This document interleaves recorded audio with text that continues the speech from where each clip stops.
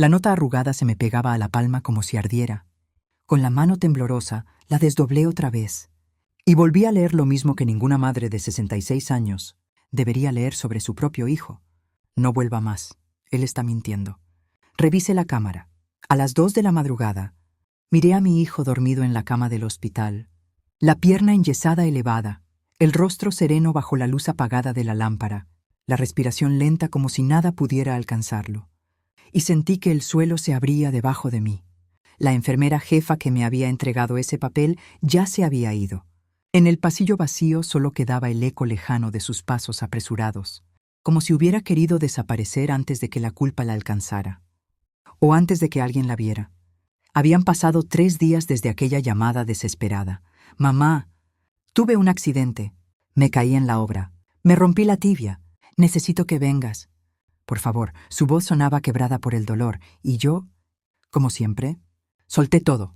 Conduje 2 horas desde mi pequeño apartamento hasta aquel hospital de la ciudad, con el corazón apretado, recordando cada vez que lo vi sufrir desde niño, como si mi cuerpo aún llevara guardadas todas sus heridas.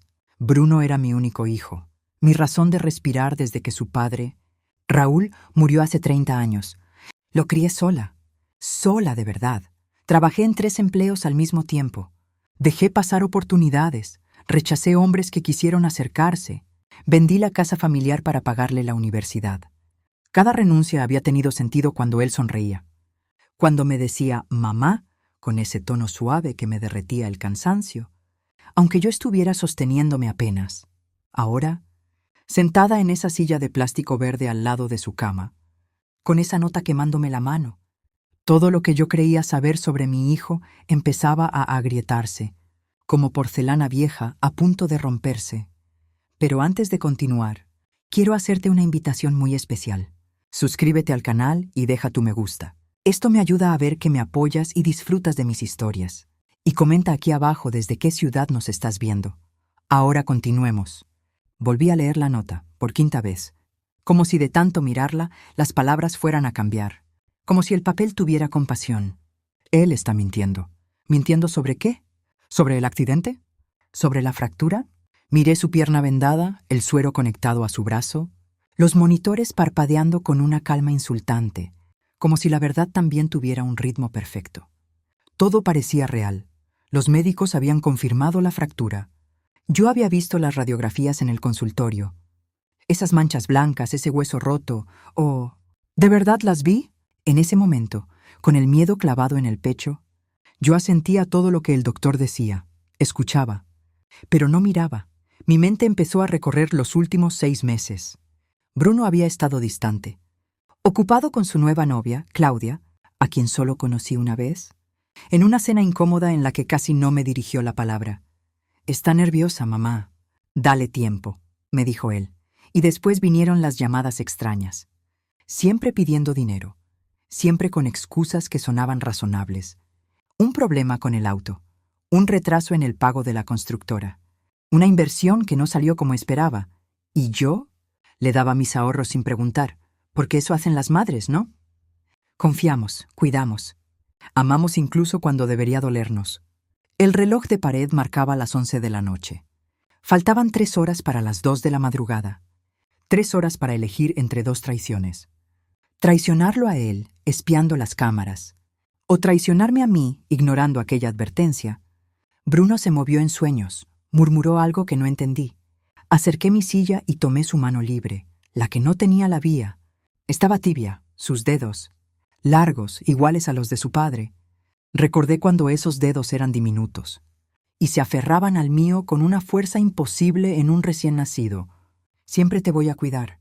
«Siempre», le susurraba entonces. Ahora, con 66 años y arrugas marcándome cada preocupación que él me había regalado, me pregunté si no lo había protegido demasiado.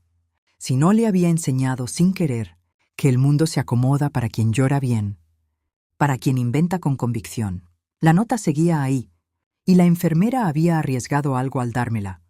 Eso significaba que lo que yo iba a ver era grave. Tan grave que una desconocida rompió el protocolo para salvarme. Tragué saliva y tomé mi decisión. Me quedaría despierta. Vería esas cámaras y que Dios me sostuviera cuando la pantalla me mostrara lo que yo no quería ver. Las agujas avanzaban como si el tiempo se burlara de mí. A la 1:30 los párpados me pesaban como piedras, pero el café amargo de la máquina expendedora me mantenía el corazón golpeando. Irregular. Como si supiera que se acercaba un derrumbe. Bruno seguía dormido. Respiración profunda, paz absoluta, ajeno a la tormenta que se me estaba formando por dentro. 2 horas y media con la nota en la mano. 2 horas y media de miedo, culpa, dudas. Y una palabra clavada en la cabeza, mintiendo. A las 2:10 escuché pasos suaves en el pasillo. La enfermera jefa apareció en el marco de la puerta y con un gesto pequeño me indicó que la siguiera. Era una mujer de unos 55 años, cabello gris recogido en un moño apretado, ojeras profundas de demasiadas noches sin descanso. Miré a mi hijo una última vez. Me aseguré de que seguía dormido. Y salí al pasillo con las piernas temblando. «Soy Irene», me susurró mientras caminaba, rápido hacia una puerta al final del corredor. «Tengo 20 minutos antes de que el supervisor haga su ronda. No hay tiempo para explicaciones, solo para que usted vea con sus propios ojos». «¿Por qué hace esto?», le pregunté casi sin aire. «¿Por qué arriesga su trabajo por mí?». Irene se detuvo frente a un ordenador viejo y me miró con una mezcla de compasión y determinación. «Porque ya vi esto antes. Porque tengo una hija de su edad y me gustaría que alguien me avisara si algún día la están engañando. Y porque, francamente, estoy cansada de ver cómo algunos abusan del sistema mientras gente que de verdad necesita atención se muere esperando una cama». Sus palabras me helaron. «Abusan del sistema». ¿Qué tenía que ver eso con mi hijo? Irene tecleó con rapidez. Sus dedos parecían conocer cada atajo. La pantalla se encendió mostrando un menú de cámaras. «Piso 3, habitación 307. Su hijo», dijo mientras seleccionaba la fecha. De ese día y retrocedía hasta las 2 de la madrugada de la noche anterior. Mire, la imagen apareció en blanco y negro, granulada. Pero clara, la habitación 307 estaba ahí, y la cama estaba vacía, completamente vacía. «Espere», murmuré inclinándome. «Tiene que ser un error. Esa no puede ser su habitación». «Es la 307», confirmó Irene con voz neutra. «Siga mirando», aceleró la grabación. A las 2:03, una figura salió del baño. Era Bruno, mi hijo, caminando normal, sin cojear, sin gesto de dolor, sin rastro de sufrimiento. Se acercó a la ventana, revisó el celular y empezó a caminar de un lado a otro, como quien espera a alguien.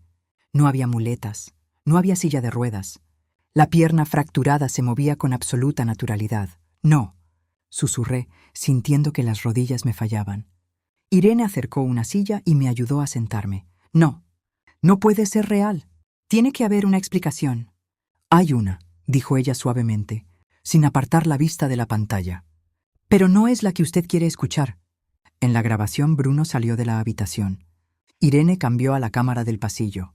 Ahí estaba, caminando tranquilo hacia los ascensores. La bata abierta dejaba ver ropa de calle debajo. En la mano el celular y en la cara una sonrisa. «¿A dónde va?», pregunté con la voz rota. «Al estacionamiento». «Lo hace todas las noches». «A la misma hora». Irene cambió de cámara. Apareció el estacionamiento oscuro. Un coche negro estacionado en una esquina. Bruno se acercó, y del coche bajó una mujer. A pesar de lo borroso, reconocí la silueta. Claudia, su novia. Se abrazaron, se besaron. Y después salió también un hombre mayor. Los tres hablaron varios minutos. Bruno gesticulaba con entusiasmo. El hombre le entregó algo que parecía un sobre. «¿Quién es ese hombre?», logré decir. «No lo sé», admitió Irene. «Pero lo vi antes, visitando a otros, pacientes que después resultaron estar involucrados en fraudes de seguros». La palabra fraude me golpeó por dentro como un campanazo fúnebre. Irene retrocedió y me mostró los últimos 3 días. Cada noche la misma escena. Bruno caminando perfectamente a las 2 de la madrugada, reuniéndose con Claudia y con ese hombre, volviendo a su habitación 1 hora después, y por la mañana, fingiendo un dolor insoportable. «Las radiografías», dije débil. Yo vi las radiografías. El hueso estaba roto. Irene me miró. «¿Está segura de que eran las suyas?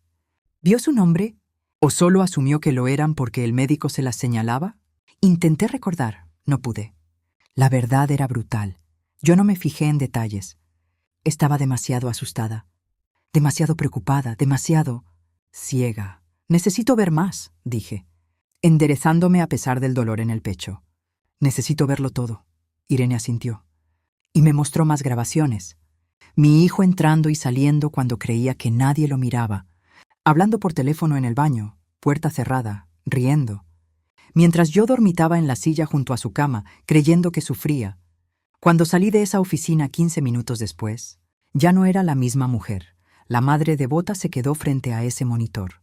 La mujer que caminó de regreso a la habitación 307 era otra. Alguien que acababa de entender que el amor incondicional puede convertirse en el arma más cruel. Cuando se usa contra ti.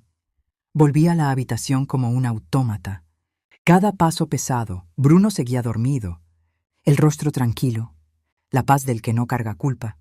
Me senté otra vez en esa silla verde que ya conocía tan bien, y lo miré como si lo viera por primera vez. ¿Quién era realmente este hombre? ¿Cuándo dejó de ser mi hijo? ¿Cuándo se convirtió en alguien capaz de mentirme a los ojos? Antes de despedirse, Irene me había dado una memoria USB, grabaciones de los últimos 5 días, susurró. Y algo más que encontré revisando su historial médico.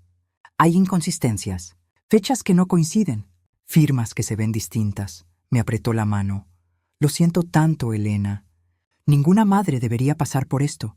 Ahora sentada en la penumbra, con ese USB quemándome el bolsillo, mi cabeza empezó a repasar los últimos años, buscando señales que yo misma había decidido no ver. ¿Cuándo empezó todo? ¿Cuándo mi Bruno? El niño que lloraba con películas tristes y me traía flores silvestres del camino. ¿Se transformó en esto? Recordé que hace 2 años me pidió que firmara unos documentos. Es para un trámite bancario, mamá. Nada más. Yo firmé sin leer. Confié. ¿Y si ahí empezó la caída? También recordé sus historias de inversiones fallidas, de socios que lo estafaban, de oportunidades que necesitaban dinero urgente. Siempre había una emergencia, siempre una crisis, siempre un motivo por el que mi dinero tenía que salvarlo. Y Claudia, Dios, Claudia, la conocí 6 meses atrás. En aquella cena horrible, no me habló casi nada. Me miraba con una mezcla de desdén y una burla apenas disimulada. Trabaja en un hospital, me dijo Bruno con orgullo. Es enfermera, mamá, independiente, profesional. Ahora entendía por qué un hospital. Acceso a documentos médicos. Conocimiento del sistema. La puerta abierta exacta para manipularlo. El amanecer empezó a entrar por la ventana cuando Bruno despertó.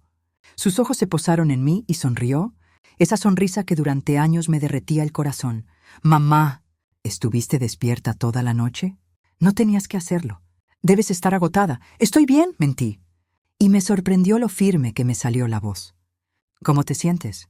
El dolor es terrible, dijo haciendo una mueca que ahora reconocí como completamente falsa. Los calmantes apenas ayudan. Creo que necesitaré más tiempo aquí de lo que pensábamos. Más tiempo, más días facturando al seguro, más dinero entrando, mientras yo me consumía a su lado.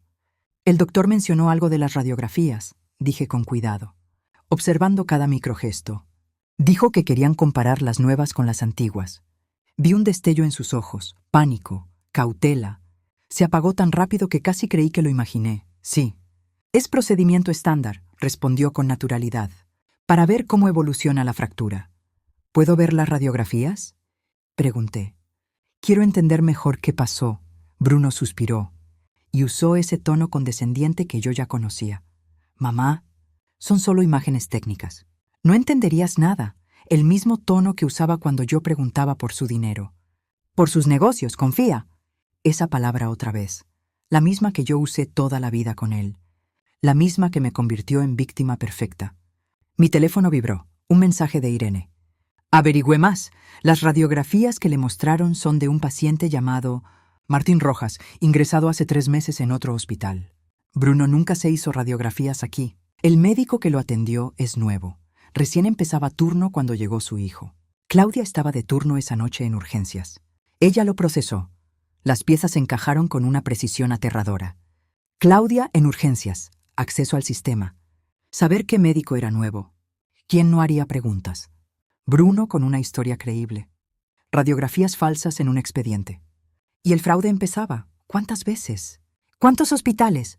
¿Cuántas aseguradoras? Mamá, ¿estás bien? Te ves pálida, dijo Bruno, estirando la mano hacia mí. Miré esa mano, la misma que sostuve cuando aprendió a caminar, cuando tuvo pesadillas, cuando su padre murió y él se quebró en mis brazos, prometiéndome que siempre estaríamos juntos. Ahora era la mano de un estafador, de alguien que me usaba con la misma frialdad con la que usaba al sistema. Estoy perfectamente, respondí sin tomarle la mano. Solo necesito ir al baño. Cerré la puerta del baño. Saqué el teléfono y escribí a Irene. Necesito saber todo. Todo lo que puedas encontrar. No me importa lo que cueste. La respuesta llegó de inmediato. Ya estoy en ello. Tengo un contacto en la compañía de seguros. Esto es más grande de lo que pensé, Elena. Mucho más grande. Me quedé mirándome en el espejo. La mujer que me devolvía la mirada tenía 66 años. Pero en ese instante parecía haber envejecido 10 más. Las líneas alrededor de los ojos contaban noches sin dormir. Preocupaciones repetidas. Una vida entera dedicada a un hijo que ahora me pagaba con traición. Cerré los ojos. Y me fui 30 años atrás. Bruno tenía 8 cuando el mundo se partió con la muerte de Raúl. Mi esposo era electricista. Un hombre bueno, trabajador. Nos amaba con todo lo que era. El accidente en el poste fue instantáneo, dijeron. No sufrió. Como si esa frase pudiera llenar el vacío. Bruno lloró semanas. Se aferraba a mí por las noches. ¿Por qué papá no vuelve a casa? Y una y otra vez, con la voz rota, me decía, te prometo que siempre voy a estar contigo, mamá. Cuando sea grande te voy a cuidar como papá lo hacía. Nunca te voy a dejar sola. Y yo le creía. Dios, ¿cómo le creía? La pensión de Raúl apenas alcanzaba para 2 semanas de comida. La casa tenía hipoteca. Así que hice lo que tenía que hacer. Trabajé como cajera de 6 de la mañana a 2 de la tarde. Después limpiaba oficinas de 3 a 7. Y 3 noches a la semana, cuando Bruno dormía con la vecina, doña Rosa, yo doblaba ropa ajena en una lavandería hasta medianoche. Bruno nunca supo cuántas veces comí pan solo para que él tuviera carne. Nunca supo que vendí el anillo de compromiso de su padre para pagarle el viaje de estudios de 5º grado. Cuando me preguntó por qué ya no lo usaba, sonreí. Lo guardé en un lugar seguro. La verdad era que estaba en la casa de empeño, convertido en dinero para sus uniformes. A los 16, Bruno quería una bicicleta nueva. Todos sus amigos tenían bicicletas de montaña caras. Él se sentía menos por la bicicleta vieja de segunda mano que yo pude conseguirle. Mamá, por favor, tú me prometes que me vas a cuidar, pero ni siquiera puedo tener lo que tienen los demás. Sus palabras me rompieron. Vendí la casa donde Raúl y yo íbamos a envejecer juntos, la casa donde llevamos a Bruno del hospital, la casa donde cada pared tenía recuerdos. La vendí y nos mudamos a un departamento pequeño de 2 habitaciones en un barrio menos prestigioso. Con ese dinero pagué su universidad completa y le compré la bicicleta. Ese mismo año me mintió por primera vez, o al menos la primera vez que yo lo vi. Me pidió $500 para libros de texto. Yo se los di sin dudar, sacándolos de mis ahorros de emergencia. 2 semanas después lo vi con una chaqueta de cuero nueva, la misma que había estado mirando en el escaparate de una tienda cara. Me la regaló un amigo, me dijo cuando le pregunté. Su familia tiene dinero y ya no la usaba. Yo quise creerle. Dios sabe que quise creerle. Porque aceptar que me mentía era aceptar que algo estaba fallando en mi crianza. Y yo no podía permitirme esa verdad. Durante sus años universitarios rechacé 2 propuestas de matrimonio. Hombres buenos, honestos, querían compartir su vida conmigo. Pero Bruno ponía cara larga cuando los veía. Siempre encontraba defectos. Nadie va a ser tan bueno como mi papá. Y además, ¿por qué necesitas a alguien más? Me tienes a mí. Y yo los dejé ir, uno por uno. Elegí a mi hijo sobre cualquier posibilidad de compañía. Cuando se graduó con honores, lo anuncié orgullosa a cualquiera que quisiera escucharme. Y él me prometió que ahora era mi turno. Ahora yo voy a trabajar para ti, mamá. Vas a vivir como una reina. Te lo juro, sus ojos brillaban. ¿Era sinceridad? ¿O era el brillo que yo necesitaba ver? Los primeros años después de la universidad fueron buenos. Consiguió trabajos, me visitaba. Me llevaba a cenar alguna vez. Y después empezó el desfile de malas inversiones, de negocios que no prosperaban, de socios deshonestos. Y siempre, yo estaba ahí con mis ahorros, con mi tarjeta, con algo para vender. Ahora, en ese baño frío, entendí lo peor. No había inversiones fallidas, no había socios. Solo había un estafador, mi hijo, y la víctima más fácil del mundo. Una madre que amaba demasiado. Salí del baño con una determinación helada, de quien ya no tiene nada que perder. Bruno estaba en la cama mirando su celular con esa expresión concentrada, que antes yo confundía con preocupación y ahora veía como cálculo. Cuando me vio, escondió rápido el teléfono bajo la almohada. ¿Te sientes mejor, mamá?, preguntó con falsa ternura. ¿Te demoraste mucho? Me estaba preocupando. Estoy perfectamente, respondí, forzando una sonrisa que me dolió hasta en los músculos. Solo estaba pensando. Bruno, necesito ir a casa a buscar algunas cosas. Ropa limpia. Mis medicamentos. Vuelvo en unas horas. Vi el alivio instantáneo en su rostro. Quería que me fuera. Necesitaba espacio para llamar. Reunirse, planear. Claro, mamá. Tómate tu tiempo. Descansa. Aquí estaré bien. Las enfermeras me cuidan. Salí del hospital con la memoria USB apretada en el puño. El sol de la mañana me pareció obscenamente brillante, para lo oscuro que se había vuelto mi mundo. En el estacionamiento saqué el teléfono y marqué un número que no marcaba desde hacía 5 años. Señor Ernesto, dije cuando contestó. Soy Elena Rivas, la viuda de Raúl. Ernesto Montoya había sido el mejor amigo de mi esposo, compañero en la empresa eléctrica. Después del accidente se jubiló y montó una pequeña agencia de investigación privada. Me ofreció ayuda incontables veces. Yo siempre fui demasiado orgullosa para aceptarla. Elena, su voz sonó cálida y sorprendida. ¿Qué pasa? Te escucho diferente. Necesito contratar sus servicios, dije sin rodeos. Necesito investigar a mi hijo. Hubo un silencio largo al otro lado. Y después grave. Voy para allá. Dime dónde estás, antes de continuar. Dime aquí en los comentarios. ¿Qué te está pareciendo esta historia hasta ahora? ¿Y qué harías tú en su lugar? No te vayas del video porque lo que viene a continuación te pondrá la piel de gallina. Ernesto llegó en 40 minutos a la cafetería donde acordamos vernos. Seguía siendo un hombre fornido, de mirada penetrante, aunque ahora el cabello era completamente blanco y usaba lentes. Nos sentamos en una mesa al fondo. Le conté todo, las mentiras de Bruno, las grabaciones, las radiografías falsas, Claudia, el hombre misterioso del estacionamiento. Ernesto escuchó en silencio, anotando en una libreta pequeña. Cuando terminé, soltó un suspiro pesado. Elena, lo que me describes es fraude organizado. No es la primera vez que escucho algo así. Hay redes completas que viven de esto. Enfermeras corruptas, médicos que miran hacia otro lado, pacientes falsos. Mueven millones al año. ¿Millones? Repetí aturdida. Las aseguradoras son el blanco perfecto. Pagan sin hacer demasiadas preguntas si la documentación parece correcta. Y si alguien está dentro del sistema médico, es fácil hacer que todo parezca legítimo. Ernesto se inclinó. Pero hay algo que me preocupa más. Si Bruno está metido tan profundo, no se va a conformar con estafas pequeñas. Me mostró su teléfono con un artículo de noticias de hacía 3 meses.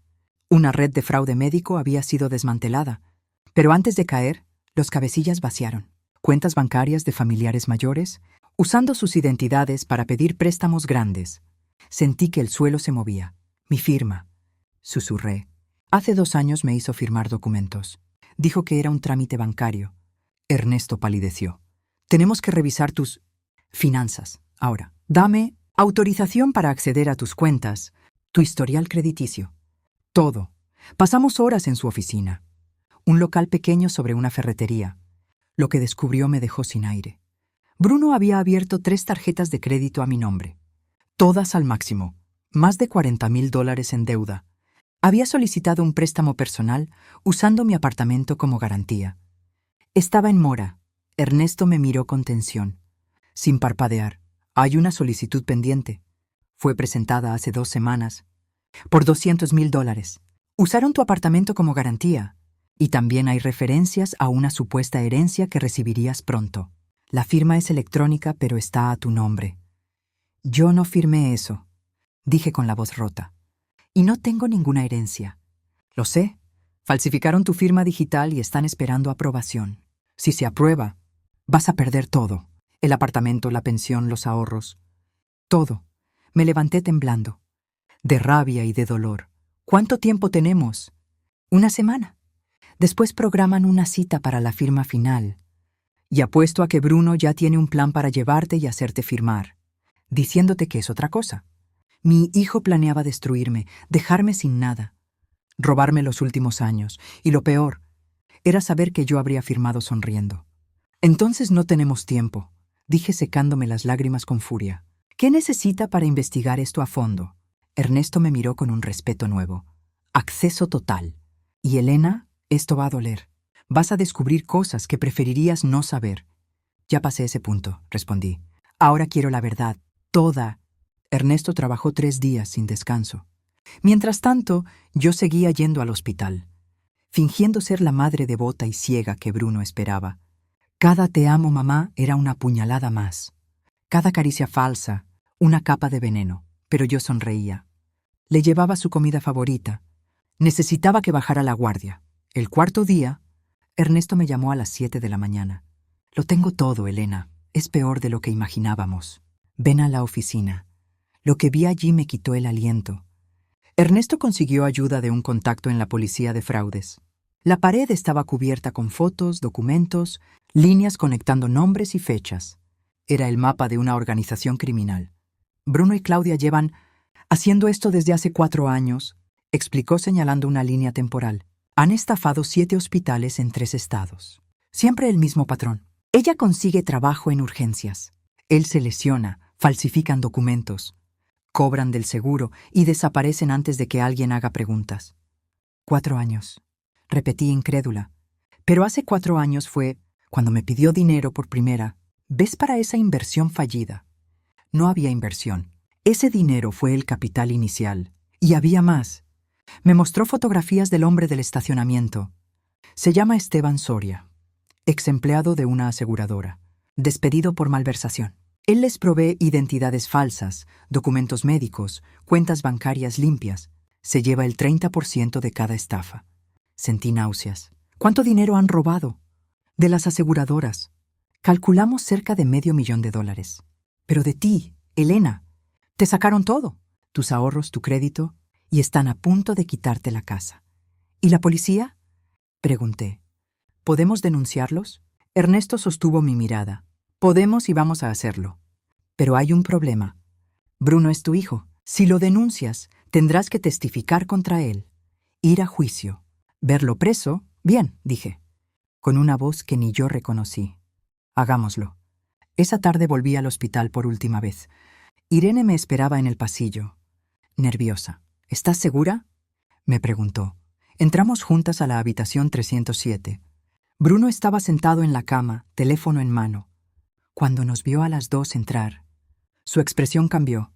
En ese instante, supo que su juego se había terminado. «Mamá, ¿qué está pasando?», preguntó tratando de sonar confundido. «Se acabó, Bruno», dije cerrando la puerta detrás de mí.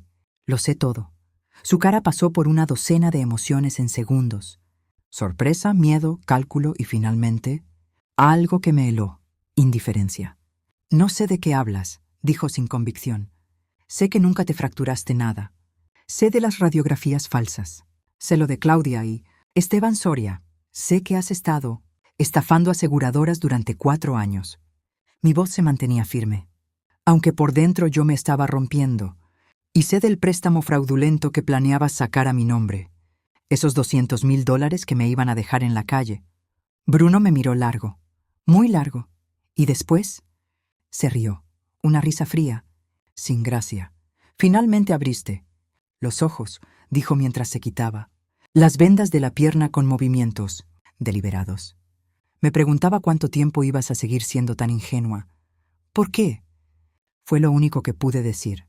«¿Por qué me hiciste esto?». Él se levantó y caminó perfectamente hacia mí. «¿Por qué?», repitió. «Porque siempre fuiste una fuente fácil de dinero. Porque lloras cada vez que te cuento una historia triste y abres la cartera, sin hacer preguntas. Porque fuiste la víctima perfecta». Cada palabra era un golpe. Irene me apoyó la mano en el hombro, pero yo no podía moverme. «Te di mi vida entera. susurré. Sacrifiqué todo por ti. Nadie te pidió que lo hicieras, escupió Bruno. Eso fue tu elección. Tu forma de sentirte importante, de sentir que valías algo. Usaste mi vida para llenar el vacío que dejó mi padre. Bueno, adivina qué. No te debo nada. La puerta se abrió. Claudia entró y se detuvo al ver la escena. ¿Qué está pasando aquí? La vieja finalmente se dio cuenta, dijo Bruno con desdén.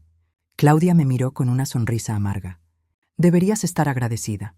Al menos él te dejó creer que te quería todos estos años. Eso es más de lo que la mayoría de las madres tóxicas y manipuladoras merecen. Bruno se acercó aún más. Su rostro quedó a centímetros del mío. Deberías agradecer que te dejé creer que me importabas, murmuró con frialdad. Y algo se rompió dentro de mí. No, el corazón. Eso ya estaba hecho pedazos. Lo que se quebró fue lo último que quedaba de la mujer que yo había sido. Y de esas ruinas salió alguien nueva. Sal de mi vista, dije con una voz calma, mortal, y prepárate, porque vas a pagar por cada lágrima que me hiciste derramar. Salí del hospital con la espalda más recta de lo que la había tenido en años. Irene caminaba a mi lado, y yo sentía su preocupación mirándome. ¿Estás bien?, me preguntó cuando llegamos al estacionamiento. No, respondí, pero voy a estarlo. Cuando esto termine, voy a estarlo. Los días siguientes fueron un torbellino. Ernesto se volvió mi sombra, mi confidente, mi general en esta guerra que mi propio hijo había comenzado. Su oficina se transformó en nuestro cuartel general, y cada día aparecía una nueva capa de traición. El quinto día, Ernesto entró con una carpeta gruesa y una expresión sombría. Encontré a las otras víctimas. La dejó caer sobre el escritorio. 5 familias en 3 estados. Mismo patrón. Hijos o hijas que fingieron lesiones. Vaciaron cuentas de sus padres. Los dejaron enterrados en deudas. Abrí la carpeta con manos temblorosas. Rostros mayores, cansados, derrotados. Una mujer de 70 que perdió su casa. Un hombre de 68 obligado a volver a trabajar. Una pareja de ancianos viviendo en un refugio porque su hijo les robó hasta el último centavo. Necesito hablar con ellos, dije de inmediato. Ya lo arreglé, respondió Ernesto. Hay una reunión mañana. El fiscal a cargo de fraudes a ancianos estará allí. Se llama Gabriel Paredes. Lleva 2 años tratando de atrapar a esta red, pero nunca tuvo evidencia suficiente. La reunión fue en una sala prestada por un centro comunitario. Cuando llegué, ya estaban los 5 ancianos defraudados. El fiscal Paredes, 2 detectives de la unidad de fraudes. Y también Irene, arriesgando su trabajo para apoyarme. Señora Rivas, dijo el fiscal estrechando mi mano. Don Ernesto me puso al tanto. Lo que tiene es oro para nuestro caso. Pero necesito que entienda algo. Esto va a ser muy difícil. Va a tener que testificar contra su hijo. Va a tener que sentarse en un tribunal y repetir todo lo que él le hizo. Lo sé, respondí. Y estoy lista. Pasamos 4 horas compartiendo historias. Comparando patrones, encajando piezas. Cada víctima tenía su versión del mismo horror. Hijos e hijas usando la confianza como llave. Manipulando el amor hasta convertirlo en prisión. Una de las víctimas, la señora Alicia Fuentes, de 72 años, me tomó la mano. Tenía la mirada firme pese al cansancio. Al principio vas a querer justificarlo, me dijo. Vas a buscar razones. Vas a pensar que quizá fuiste mala madre, que quizá lo merecías.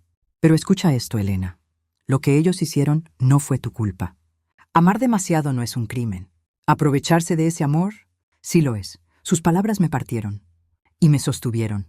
El fiscal Paredes extendió varios documentos sobre la mesa.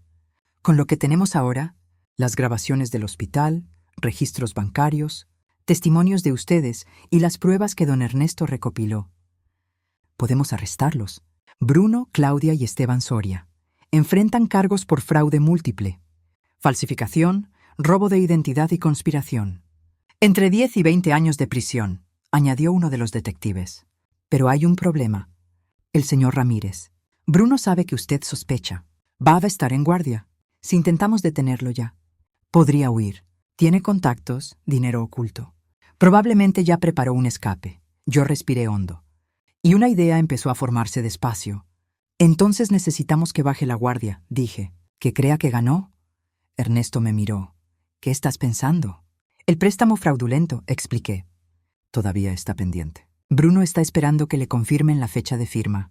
Y si yo accedo, El fiscal se inclinó. Siga, voy a llamarlo. Le diré que lo perdono, que entiendo que está bajo presión, que quiero ayudarlo. Le diré que un amigo me ofreció un préstamo importante y que necesito su ayuda para procesarlo, que conozco a alguien en un banco que puede acelerar el trámite. Las palabras fluían, el plan se armaba en mi cabeza, con una claridad amarga. Él creerá que encontró otra forma de estafarme. Querrá estar ahí, controlar todo, y cuando llegue a esa oficina, ustedes estarán esperándolo. Hubo silencio. Todos procesaban mi propuesta, hasta que el fiscal sonrió. Es brillante, pero riesgoso. Tendrá que ser convincente. Bruno la conoce. Si sospecha, no sospechará, lo interrumpí, porque le voy a dar exactamente lo que espera. Una madre desesperada por recuperar el amor de su hijo, dispuesta a creerse cualquier mentira. Ernesto negó despacio, admirado. Elena, eres más fuerte de lo que pensé. No, respondí. Soy lo que él me obligó a hacer. Los siguientes días fueron de preparación meticulosa. El fiscal coordinó con el banco una cita falsa. Los detectives instalaron cámaras y micrófonos. Irene me enseñó a controlar la respiración, a sostener el cuerpo, a no delatar el temblor con las manos, y yo practiqué, una y otra vez. Ensayé la llamada. Las palabras exactas, el tono quebrado pero esperanzado. La noche antes de llamar, Ernesto se quedó conmigo en mi apartamento. Tomamos café en mi cocina pequeña. Raúl estaría orgulloso, me dijo. Siempre decía que eras la mujer más fuerte que conocía. No me siento fuerte, admití. Me siento rota. Ernesto me miró con una calma que me sostuvo. La fuerza no es no romperse. Es seguir caminando después de quebrarte. Es levantarte cuando todo tu cuerpo quiere quedarse en el suelo. Eso estás haciendo, Elena. Eso es valentía. A la mañana siguiente, con las manos temblando y la voz firme por puro instinto de supervivencia, marqué el número de Bruno. Contestó al tercer timbre. «Bruno», dije, dejando que mi voz sonara herida, pero llena de una esperanza falsa. «Necesito hablar contigo. Sobre nosotros. Y sobre el préstamo». Hubo una pausa. Yo podía imaginarlo calculando. «Buscando el ángulo. Mamá», respondió al fin cargado de emoción fingida. «Estuve pensando en ti, en lo que dije. Estaba enojado, asustado. No lo decía en serio, y así empezó el último acto de esta tragedia. La trampa estaba lista, solo faltaba que mi hijo cayera en ella. El día señalado amaneció gris y frío, como si el cielo supiera lo que iba a pasar. Me desperté a las 5. No pude dormir más. Me preparé con el cuidado de quien se viste para un funeral, y en cierto modo lo era. El funeral de la mujer que amaba sin cuestionar. Ernesto llegó a las 7. «¿Lista?», preguntó, escrutándome el rostro. «Más que nunca», respondí. Y era verdad. La cita era a las 10 en las oficinas de un banco del centro. El fiscal y su equipo llegaron horas antes, instalados en una sala contigua. Cámaras ocultas, micrófonos estratégicos, 2 detectives vestidos como empleados bancarios. Todo preparado. Irene me acompañó hasta la entrada. «Eres la mujer más valiente que conozco», me dijo abrazándome fuerte. «Pase lo que pase hoy, no lo olvides». A las 9:45 sonó mi teléfono. Era Bruno. «Mamá, estoy a 5 minutos», dijo con entusiasmo falso. «Claudia viene conmigo. Pensamos que sería bueno que la conocieras mejor. Empezar de nuevo. Por supuesto que ella vendría. No iban a soltar el control». «Qué bueno, hijo», respondí, dejando que mi voz temblara con ilusión. «Los espero». A las 10 en punto entraron. Bruno llevaba un traje caro que yo no le conocía. Claudia, un vestido elegante y una sonrisa fabricada. Cuando me vio, Bruno se acercó y me abrazó. «¡Mamá! Gracias por darme otra oportunidad», murmuró en mi oído. El abrazo se sintió como el de un extraño. Tal vez siempre lo había sido. «Siempre, hijo», respondí, dejándome sonar quebrada. «Siempre». Claudia me dio un beso en la mejilla que me hizo estremecer. «Señora Elena, lamento mucho lo del hospital». Bruno estaba con medicación fuerte. No sabía lo que decía. ¡Qué actriz! Casi podría haberla creído. Si no supiera lo que sé. Un empleado del banco, en realidad, el detective Ramírez, se acercó. «Señora Rivas, el gerente los verá ahora. Por favor, síganme». Nos condujo a una sala de conferencias elegante. Mesa larga de caoba, sillas de cuero, ventanas con vista a la ciudad. Lo que Bruno y Claudia no sabían es que detrás de un espejo decorativo, el fiscal y 3 detectives grababan cada palabra. Entonces, mamá, empezó Bruno, sacando una carpeta. Me dijiste que tu amigo te ofreció un préstamo importante. Eso es maravilloso. Podrías descansar, viajar, y yo podría ayudarte a administrarlo. Asegurarme de que esté bien invertido. Lo miré a los ojos. Exactamente lo que pensé. Vi el destello de triunfo en su mirada. Creía que volvía a ganar. El detective Ramírez entró con papeles. Buenos días. Señora Rivas, aquí están los documentos del préstamo que solicitó. Son $200,000 con su propiedad como garantía. Tal como discutimos, vi a Bruno tensarse. 200,000, la misma cifra. No era coincidencia. Era una trampa perfecta, sí, dije despacio. Aunque ahora que lo pienso, hay algo que no entiendo. Saqué mi propia carpeta, la que Ernesto preparó. Estuve revisando mis documentos financieros y encontré algo extraño. Solicitudes de préstamo que no recuerdo. Tarjetas de crédito abiertas a mi nombre que nunca pedí. Es confuso. La expresión de Bruno cambió apenas. Claudia se removió en su silla. Mamá, seguro es un error del banco, dijo Bruno rápido. Ya sabes cómo son estas cosas. Eso pensé yo también, seguí con un tono inocente. Así que contraté a un investigador para aclararlo. Don Ernesto Montoya, ¿lo recuerdas? Era el mejor amigo de tu padre. El color abandonó el rostro de mi hijo. Y él encontró cosas fascinantes. Continué, endureciéndoseme la voz. Encontró que alguien estuvo usando mi identidad durante años. Encontró un patrón de fraude en varios hospitales. Varias víctimas. Millones robados. Bruno se levantó de golpe. No tenemos que escuchar esto. Vámonos, Claudia. Siéntate, dije, con una voz que no admitía discusión. Y para mi sorpresa, se sentó. Tal vez por shock, porque lo que venía era el final. La puerta se abrió. Entraron el fiscal Paredes y 4 detectives con placas visibles. Bruno y Claudia intentaron levantarse, pero los detectives fueron más rápidos. Bruno Rivas y Claudia Morales, anunció el fiscal. Quedan arrestados por cargos múltiples de fraude, falsificación de documentos, robo de identidad y conspiración para cometer fraude financiero. Esto es una trampa, gritó Bruno quebrándosele la máscara. Mamá, no puedes hacerme esto. Soy tu hijo. Me puse de pie, lo miré directo. Precisamente por eso tengo que hacerlo. Porque soy tu madre. Y fallé en enseñarte que las acciones tienen consecuencias. Porque te amé tanto que te permití convertirte en esto. Saqué un sobre de mi bolso. Y porque ninguna otra madre debería pasar por lo que yo pasé, se lo entregué al fiscal. Esta es mi declaración completa. Cada préstamo, cada mentira, cada manipulación. Todo está documentado. Y estoy lista para testificar. Claudia sollozó. Sus lágrimas no me movieron. Bruno me miró con odio y con incredulidad. Te vas a arrepentir, escupió mientras lo esposaban. Te vas a quedar sola. Nadie te va a querer cuando todos sepan lo que le hiciste a tu propio hijo. Yo no levanté la voz. Ya estaba sola. Desde el momento en que decidiste que mi amor era una debilidad que podías explotar. Mientras se los llevaban, Claudia gritando y Bruno endurecido en un silencio gélido, el detective Ramírez se acercó. ¿Hay alguien más afuera que quiere que usted vea esto?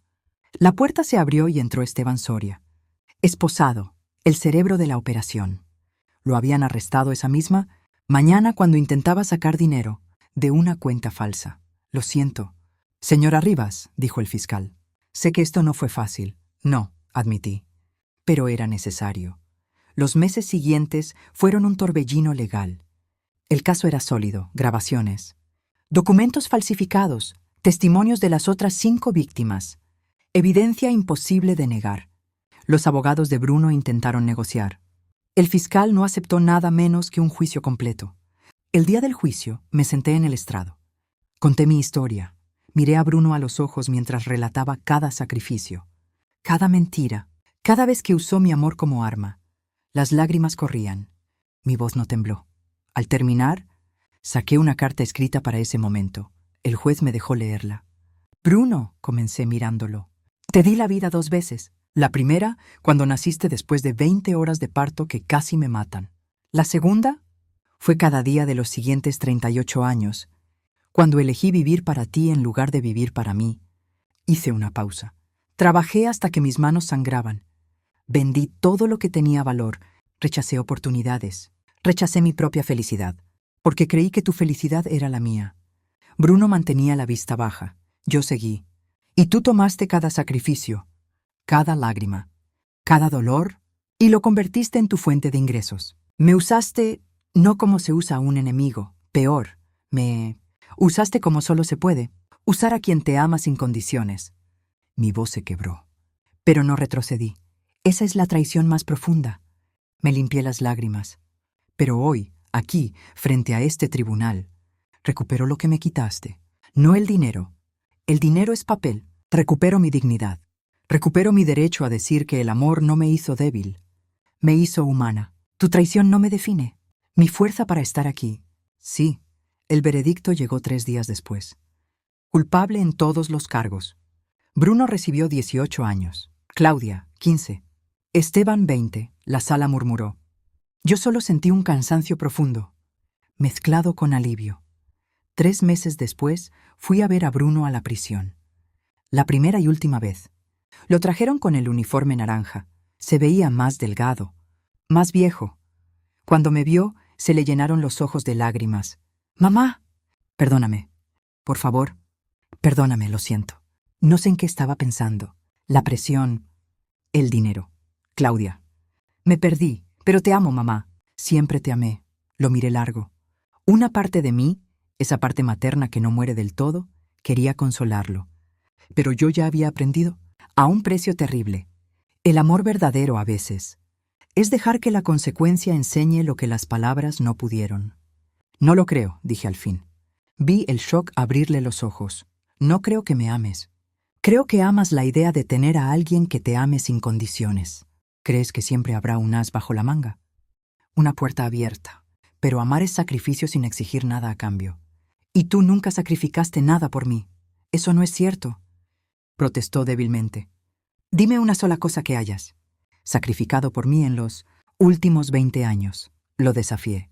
Una». El silencio me respondió. Me puse de pie. «Vine por una razón, para decirte que te perdono. No porque lo merezcas, sino porque yo me lo merezco. Merezco vivir sin el peso del odio». Respiré hondo. «Pero perdonarte no significa olvidar. No significa que volvamos a tener una relación. Significa que por fin me estoy eligiendo a mí». «Mamá, no», suplicó con lágrimas. «No me abandones. Eres lo único que tengo». Y yo, sin elevar la voz, respondí. «Y sin embargo, cuando lo tenías todo, mi amor, mi tiempo, mi dinero, mi vida, no dudaste en abandonarme». Me di vuelta para irme. «¿Vas a volver?», preguntó desesperado. Me detuve en la puerta. No me volteé. «No, adiós». «Bruno, te deseo paz. Y te deseo que aprendas lo que yo tardé 66 años en entender. Que el amor propio no es egoísmo, es supervivencia».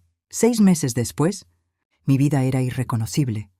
El dinero recuperado del fraude, casi $300,000 entre lo robado a mí y a las otras víctimas, fue devuelto. Con mi parte pagué todas las deudas fraudulentas.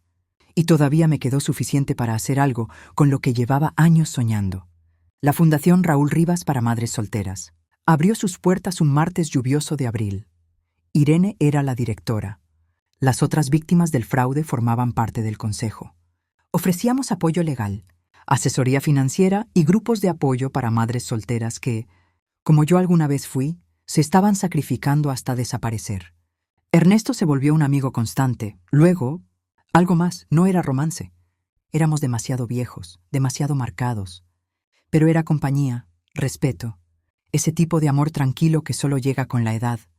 En junio, Irene y yo hicimos el viaje que planeábamos. 2 semanas recorriendo playas de la costa. La primera vez en 40 años que viajaba por placer. La primera vez que gastaba dinero en mí misma sin sentir culpa. Una tarde, mientras mirábamos el atardecer en una playa casi desierta, Irene me preguntó, «¿Alguna vez piensas en él?». «Todos los días», admití, «pero ya no con dolor. Ahora pienso en él como se piensa en una lección duramente aprendida. Con respeto por lo que enseñó, pero sin deseo de repetirla. Eres inspiración para muchas mujeres», dijo Irene. «Las madres de la fundación te miran y entienden que sí se puede salir de ese ciclo». «No soy una heroína», respondí. «Solo soy una mujer que finalmente abrió los ojos». Irene sonrió.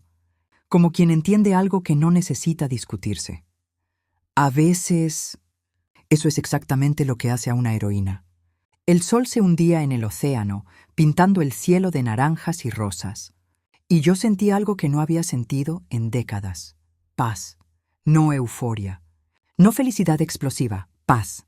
La que llega cuando te conoces, cuando respetas tus límites, cuando sobrevives a lo peor y sigues de pie. Bruno estaría en prisión muchos años más. Tal vez cambie, tal vez no, pero ya no era mi responsabilidad. Yo hice mi parte, fui su madre, lo amé. Le di lo que pude, lo que él eligió hacer con eso. Fue su decisión, y lo que yo eligiera hacer con el resto de mi vida. Por fin era mío. Me di la vida a mí misma por tercera vez, y esta vez no iba a desperdiciarla. Aquí termina mi historia. Si llegaste hasta este punto, significa que te tomaste el tiempo de escuchar el testimonio de una mujer de 66 años que aprendió, aunque tarde, que amarse a uno mismo no es egoísmo, sino necesidad.